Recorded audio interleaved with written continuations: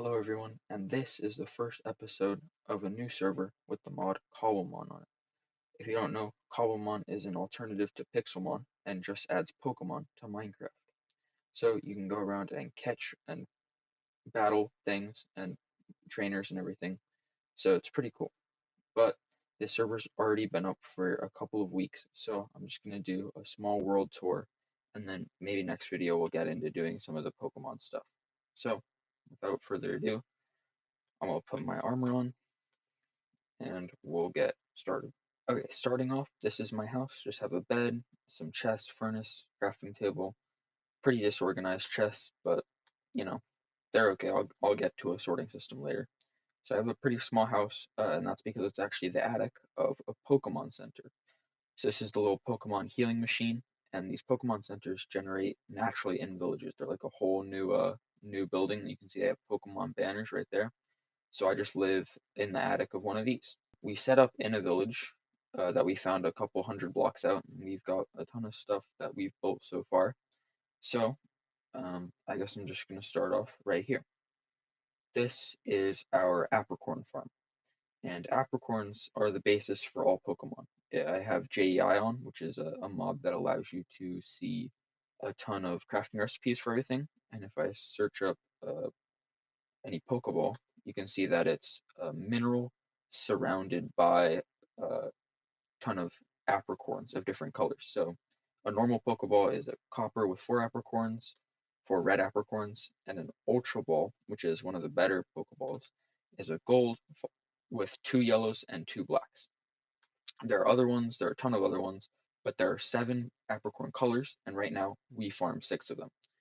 So this is a basic bone meal farm that I got off of YouTube, and when I finish setting it up, all it does is has an observer under one of those blocks, and when it detects moss, it lets it all go, and then it collects it, composts it, turns it into bone meal, and then some of the bone meal is recycled into the farm, but some of it is also put into the output, which goes into these apricorn farms. So as you can see, some of the output goes here. We have a stack in 18, and we have all the colors except for pink because a lot of Pokeballs that are useful don't really use pink. So we have the reds right here, blacks, which we don't have any of right now, blues, whites, greens, and yellows.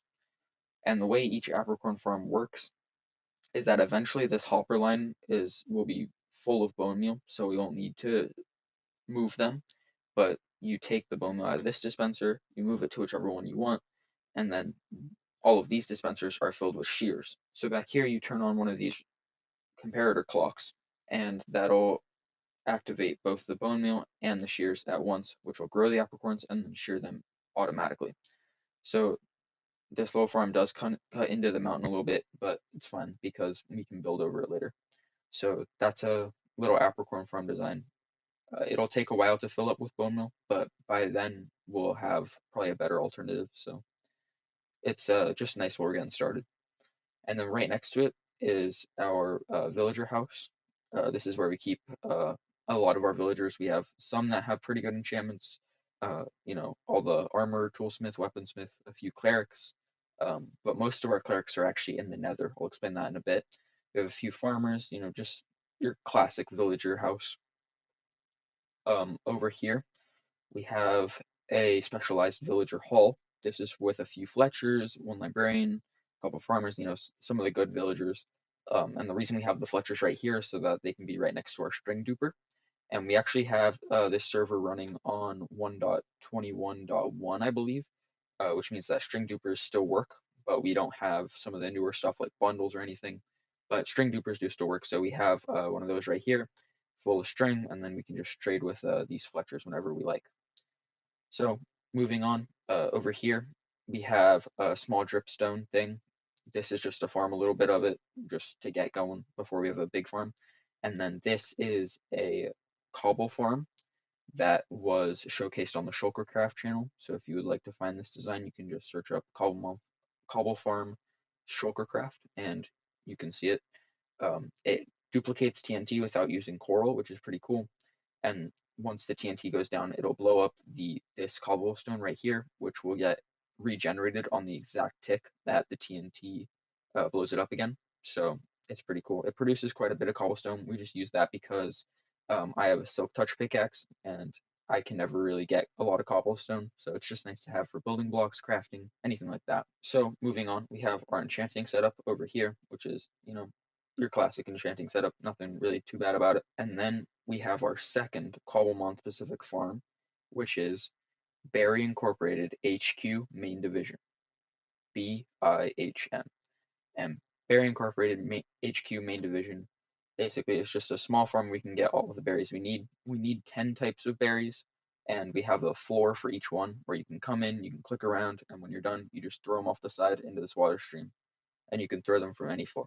So we farm quite a few berries, notably like Oran, which is your classic cherry, raz, persim, all of the ones that are needed for the good stats of your Pokemon. Right next to BIM, we have a broken iron farm. We have an iron farm because it's just good to have, and also a few Pokeball recipes require iron, so it's nice to have. We have a small mint farm over there, but we'll industrialize that pretty soon. And that's pretty much it for this area. Over here, we just have a sugarcane farm and a bamboo field, so that's just nice to have. And then we have a few more houses in the village, and then we can move on to the nether side. But before we move on to the nether side, we have this small mine shaft here that goes all the way down to not bedrock, but deep slate for diamond level, and these structures called megaroids and mega sites, which are used to get mega Pokemon. So we have a few stops along the way, just at places where people have been mining, but this one right here, they're a little tricky to get into.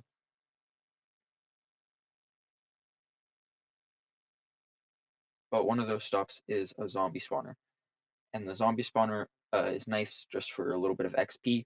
And then if we want to, we can drown the zombie spawner and get some copper, because copper is also used for some Pokeballs. So we will soon have iron production and copper production going well. But the third and final thing we need for Pokeballs is gold. So in the Nether, we do have a semi-large gold farm that we use. All right, so here's our Nether portal. It's a bit tall, and the reason why is because we originally had one portal up here, but then it linked to our portal in the Nether, and when we wanted to get onto the Nether roof, we needed one for the top and one for the bottom. So it used to extend all the way down like 20 blocks in order to get to the bottom of the Nether and have the top of the Nether. But then we decided to just separate it. So this one leads to the top, and then we have a staircase going down to the one that leads to the bottom. But there's nothing really in the lower Nether yet, so if we just head on up to the Nether roof, there's a chest full of resources, some paths. This one just goes out into a random direction. This one leads to an area for mining for megaroids and megasites, and then this one leads to an ocean monument. But the big part of the nether roof is the gold farm, which is all the way up there. This is a design that was also showcased on the Shulkercraft channel. We have a chunk loader here just for various purposes if you need to do the auto crafting. Um, so I'm just gonna head up this scaffolding and then I can show you the farm. All right, so here we are at the gold farm by Shulkercraft, which in the tutorial just stops here at this chest, but we decided to add a few item filters in order to separate the rotten flesh from the gold. The gold goes down here into this auto crafting setup, which crafts them into gold blocks, and the flesh goes down into these chests. So if we go down all the way to the bottom floor, we can see that we have quite a few gold blocks here. They're just automatically crafted in. So it's pretty nice to have for the Pokeballs. So any Pokeballs that use gold, specifically like Ultra Balls, we can get pretty easily from here and our other Apricorn farm. And then if we come up to the second level, we have our rotten flesh storage, which is quite a lot. And if you want to take that rotten flesh, you can actually come up here, and if these things get out of my way, you can see that we have some clerics here that will trade the rotten flesh for emeralds. We also have some zombie piglins in here, but we'll spawn proof this pretty soon, so that's no big deal. So that's pretty much the extent of the gold farm. Just a few more modules to take full advantage of it, but it's pretty nice to have for crafting Pokeballs. So if I take my boat, I can just ride down here, and we're pretty much done with the nether. So that's pretty much it for this video.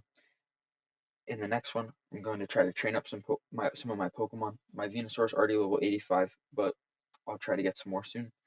So if you'd like to see that, just come back next time. And that's pretty much for this video. Thank you for watching. Bye bye.